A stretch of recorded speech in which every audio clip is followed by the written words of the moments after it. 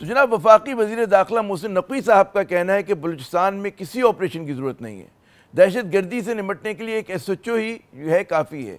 बलूचिस्तान के वज़ीर आला सरफराज पुख्ती साहब का कहना है कि जी दहशत गर्दी करने वालों से मुज़ाकरात मुमकिन नहीं। यकीनन बाज़ अफराद के हाथ में जब हथौड़ी आ जाती है तो उन्हें हर मुश्किल जो है वो कील की शक्ल में दिखाई देती है। लेकिन बलूचिस्तान का जो मसला है वो सिर्फ हथौड़ी या ताकत के इस्तेमाल से ठीक नहीं होगा। इसी सूबे में बहुत सी आवाज़ें कह रही हैं कि जी बलूचिस्तान के ज़ख्मों पर मरहम रखने की ज़रूरत है, अमली इक़दामात और बातचीत के ज़रिए नाराज़ लोगों को मनाने की ज़रूरत है। यानी कि अवाम में पाए जाने वाले एहसास महरूमी जो है उसे दूर करना असल काम है। हमारे साथ मौजूद हैं डॉक्टर अब्दुल मालिक, साबिक़ वज़ीर आला बलूचिस्तान, जिन्होंने अपने 2.5 साल दौरे हुकूमत में बातचीत के ज़रिए मामलात को सुलझाने की कोशिश की थी। उनसे पूछते हैं कि आज के हालात में कौन सी हिकमत अमली जो है ज़्यादा कारगर रहेगी। बहुत शुक्रिया मालिक साहब अपना कीमती वक्त देने का। हम ये देख रहे हैं कि जी सूबाई हुकूमत हो या फिर वफाकी हुकूमत हो, दोनों का रवैया बड़ा सख्त हुआ है जो दहशत गर्दी की हालिया लहर आई थी। आपके नज़दीक मतलब कौन सी हिकमत अमली जो है वो ज़्यादा कारआमद होगी, या दोनों के साथ कि दहशत गर्दों से ताकत के इस्तेमाल के ज़रिए भी निपटना है, लेकिन साथ साथ कहीं ना कहीं नाराज़ लोगों को, जो कि सियासी लोग हैं बहुत सारे, उनसे मुज़ाकरात की भी ज़रूरत है और लोगों के मसाइल को भी हल करने की ज़रूरत है। जनाब मैं समझता हूँ कि इस मसले के कई डायमेंशन हैं। एक इस तरह की दहशत गर्दी जो अभी हुआ है राडाशम में और मस्तंग में और कोलपुर में, ये काबिल मज़म्मत है, चाहे इसको जो भी करता है तो ये काबिल मज़म्मत है। लेकिन दूसरी जानिब बलूचिस्तान का जो मसला है वो सियासी है और सियासी मसले का हल भी सियासी है।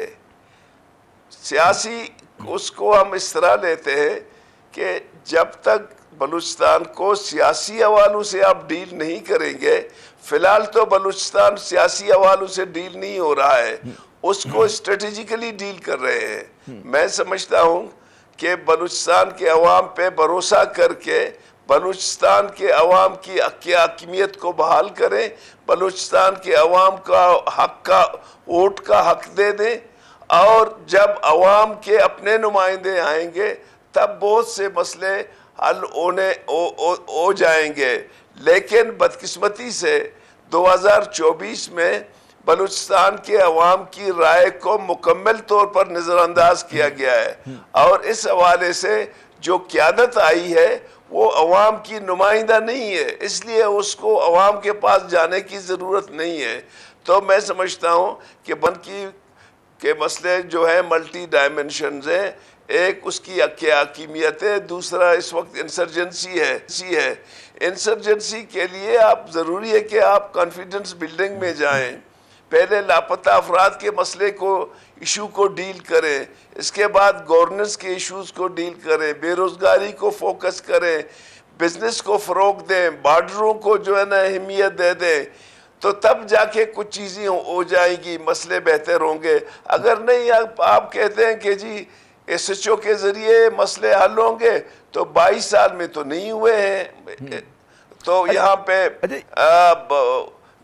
अब एक SHO आके पता नहीं कौन सा वो मारेगा, लेकिन ये गैर संजीदा बयान है। मैं समझता हूँ कि हमारे इंटीरियर मिनिस्टर ने दी है।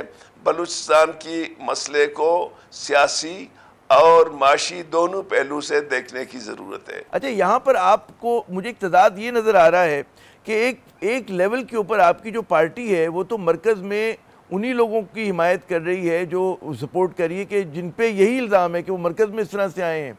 तो ये इस मसले को, ये कि जो सियासी मसला है सिर्फ बलूचिस्तान का नहीं है, इसको आप नहीं समझते कि इस वक्त ये पाकिस्तान का कौमी मसला भी है? हम इस वक्त मरकज़ में भी और सूबे में अपोजिशन के किरदार अदा कर रहे हैं और इन चीज़ों को एक्सप्लोर कर रहे हैं कि पाकिस्तान में जब तक मुकम्मल जमहूरियत नहीं होगी, ताकत का सरचश्मा अवाम नहीं होगा, पार्लियामेंट की बालादस्ती नहीं होगी, अदलिया और मीडिया आज़ाद नहीं होंगे, तब पाकिस्तान में सियासी और माशी इस्तेकाम बिल्कुल नहीं आएगा। ये कोई भूल जाए कि आप टप्पे के ज़रिए जो है ना पाकिस्तान में माशी इस्तेकाम लाएंगे या बंदूक के ज़ोर पे जो है ना आप माशी इस्तेकाम लाएंगे। मैं समझता हूँ ऐसा नहीं है। जब तक आप पाकिस्तान को आइन के मुताबिक नहीं चलाएंगे, पाकिस्तान में न सियासी इस्तेकाम आएगी न माशी इस्तेकाम आएगी। अच्छा, वो आई स्टैंड करेक्टेड, क्योंकि जो आप लोगों की माजी में नून लीग से दोस्ती रही, तो मैं समझा कि आप लोग उन्हीं को अब तक हिमायत कर रहे होंगे। तो वफाक में हिज़्ब इख्तिलाफ का किरदार अदा करना, ये मतलब है एक अच्छी या मतलब बड़ी डेवलपमेंट है। वो गालिबा मेरी आंखों से ओझल रहेगी, क्योंकि मुझे याद है कि आप लोग तो दामे दर में सुखने सपोर्ट किया करते थे। लेकिन हम आते हैं ये जो दहशतगर्दी की हालिया लहर है उसकी तरफ। उसमें हम देखते हैं कि ये जो हमलों में दहशतगर्दी के वाक़यात में ख़वातीन का इस्तेमाल, ये माजी में इसकी नज़र नहीं मिलती है। कोई तीसरा या चौथा वाक़या है कि जिसमें जो है किसी खातून ने जो है ख़ुदकुश हमला किया है। इसको किस तनाजुर में देखते हैं? और ये जो एक लोगों में पेंटअप, एक कहते हैं दबा हुआ गुस्सा है, ये उसका इजहार है। वो लोग उनकी जहन साजी जो है वो बड़ा मतलब है इस तरह से की गई है कि वो दोस्त दुश्मन की तमीज़ नहीं कर पा रहे, क्योंकि अपेरेंटली पढ़े लिखे लोग हैं, सियासी ख़ानदान से ताल्लुक़ था ये जो अभी भी जिन खातून ने हमला किया था। जी, मैं समझता हूँ आज भी मुस्लिम लीग के साथ हमारे अच्छे ताल्लुकात हैं, लेकिन हम हुकूमत के से नहीं हैं। हम अपोजिशन में रह के अपनी नुक्ते नज़र रखते हैं। बाकी रहा ये हालात क्यों पहुँचे, ये तो एक इर्तिकाई अमल से होते हुए यहाँ पे आ रहे हैं। देखिए, जब आप चीज़ों को सही नेच पे नहीं देखते हैं, आप रोज़ाना अगर ये सिलसिले जारी रहे, तो मैं समझता हूँ कि इस किस्म के ख्यालात लोगों में जन्म लेते हैं। जैसे बलूचिस्तान में ख़वातीन की खुदकुश है, और ख़ास तौर पर ये जो फैमिली है या इससे कबल फैमिली थे, इनके ख़ानदान का ताल्लुक़ हमारी पार्टी से है, बल्कि इसका दादा तो मीर गौज़बख्श बिज़ंजो का राइट हैंड था ग्वादर में, इसका बाप नेशनल पार्टी का है, इसका चाचा नेशनल पार्टी का है। तो मैं समझता हूँ कि हमें चीज़ों को बड़ा संजीदगी से देखना चाहिए कि आज हमारे बच्चियाँ क्यों खुदकुश करने पे मजबूर हैं।